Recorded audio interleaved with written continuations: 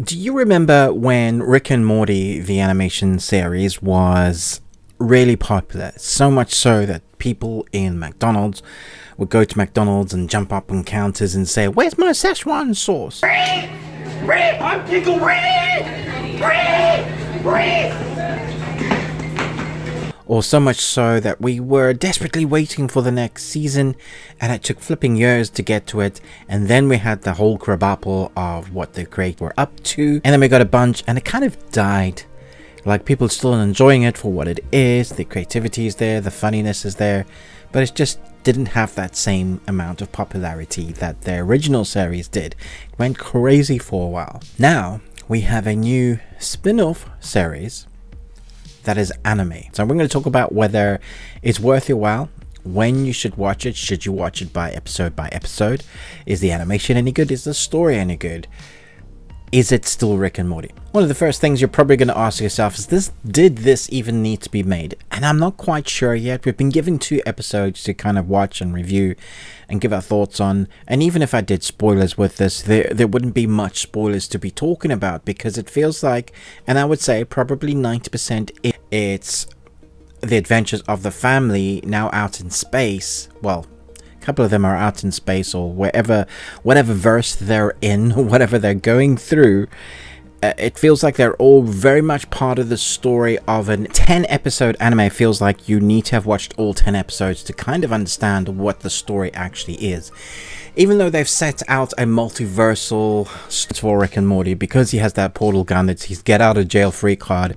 You know, it's normally the thing that he can think up, or Rick Sanchez can think up something, some sort of gadget, use a temporal gun, and, you know, jump between wherever he needs to be.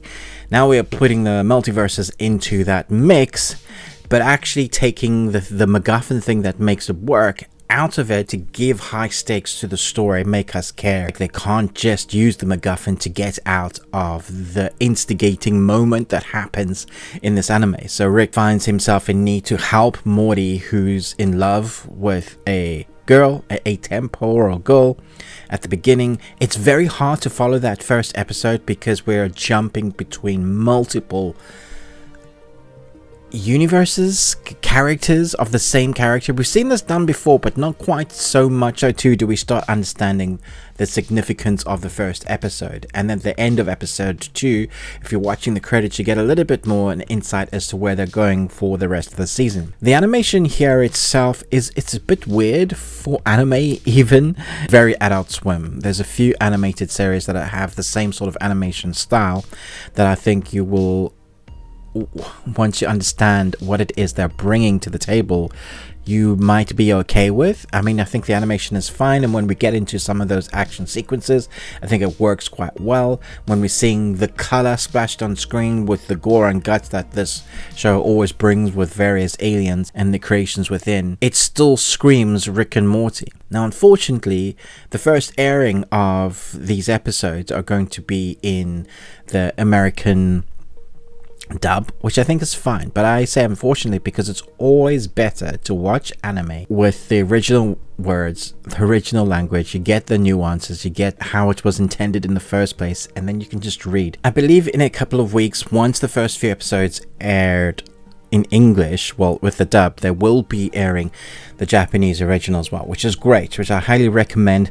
But my top tip for watching this series is maybe just wait for half of the series to be out and then watch it in a big chunk with its original story. So I like the anime-ness, all the kind of tropes that you get from anime, the different style.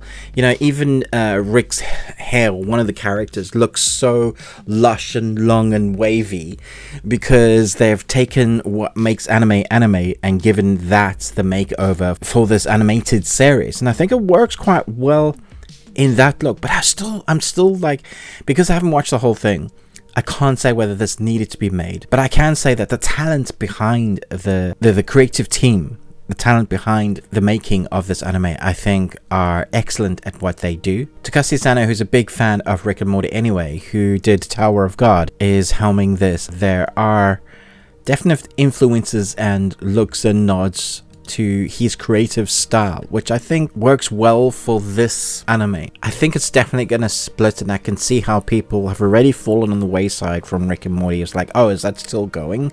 And then no, and then that's all I want. The need for this. So I think it might have a small cult following for the anime version of this. If people give it time, I think it may garner a second season, a third season, if it works well and people start flocking to it. It's always the numbers thing. Creativity wise, I think they've done something interesting here with the story, taking the MacGuffin out, almost taking the power away from Rick, and then relying on family members and giving them new looks, and I guess playing with the characters that we know are a certain way, but shaping them to be different because we have that multiversal effect. You can do a lot of things with that, and then having the stakes fairly high because you can't just use your Morty, I don't know, but it was immediately sad, like it always is with him when he has a relationship that is doomed. And the other characters, like the sister and the mom, I think are interesting in this way, where they're pretty badass. So it'll be interesting to see where they go with the rest of the episodes. I'd love to hear your feedback as to the whole kind of silliness with Rick and Morty, what's gone on with it. How have you been a fan for a long time? You've been watching all the episodes? I think every now and again I sit down and I just watch a chunk that I'm catching up on Rick and Morty, and it's like, yeah, this is still good, it's still fun, but some of the intensity in the world of the zeitgeist of the world where people are going crazy about it is definitely gone. Well, not just some, a lot. So I'd love to hear your thoughts on this. I can't give it a ranking just yet. It's nice to be able to be back a little bit on YouTube. I haven't been putting out a lot of content. I've been dealing with some stuff at home. So I appreciate your eyeballs here. If you're joining for the first time, mostly do world cinema, anime, and animation reviews, and then every week do a podcast with Movies and Munchies. That's a video live on Saturday afternoons here in the UK, which is at 4 p.m. We have a podcast that's called The Best Thing That We Watched, that we've been doing for 4 years now. We combine our channels and our talents, and we kind of give you what we thought was the best thing and what we're looking forward to. And as well as we also do a Patreon that is doing quite well, actually. We have a really great small community there, but what we have there is over 100 videos of varying different formats, top 10s, skits, that kind of thing, and all starts just at £1. So if you want to check that out, if you know Movies and Munchies, you will love his content. Because for now, thank you so much for being here. I appreciate you guys, that our small community. I think it's great. I hope if you're new to this, it would be great if you subscribed and liked and did all that kind of annoying stuff, if you have a moment, because it actually does help with the weird algorithm. And yeah, I'll see you guys soon. I'll be putting some more content out now that I'm a little bit more alive. Thanks so much for watching, but most of all, until next time, remember, live long and Tuesday.